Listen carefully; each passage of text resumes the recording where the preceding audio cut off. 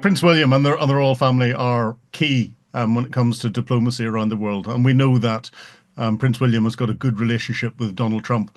Donald Trump likes him.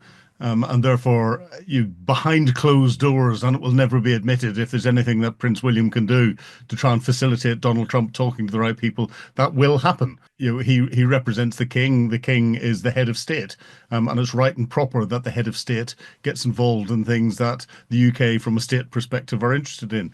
But when it comes to it from a public perspective, Prince William knows, just like the king knows, to step aside and let the politicians do political work.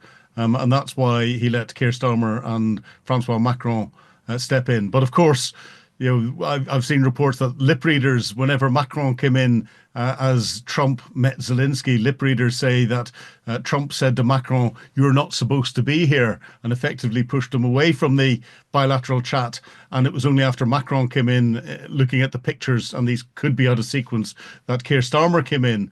So how much of a role Keir Starmer and Francois Macron actually played in bringing Zelensky and Trump together, it's difficult to assess at the moment. Too many of our politicians, both in France and the UK, are trying to make personal political capital out of something that actually is much more important.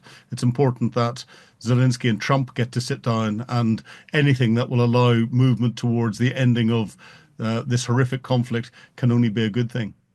I think the talks at the Vatican are a start. It's too early to say whether they will pave the way for peace. But of course, any talking is better than fighting. And war, we have to remember, is diplomacy by other means. Militaries only get involved whenever the talking stops, and the military fight to a position that sets the conditions for the talking to start again. It's positive that we've got talking. Whether that will lead to anything from a longer term perspective or not, we just have to wait and see.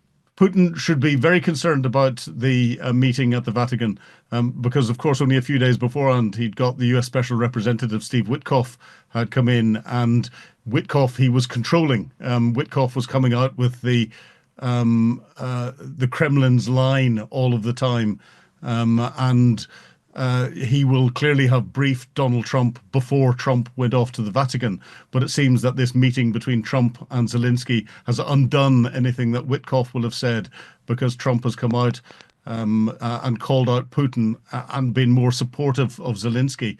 We need to see the follow-up statements that come out of Trump to see whether this is going to be a longer-term change in attitude, or whether this was just a one-off.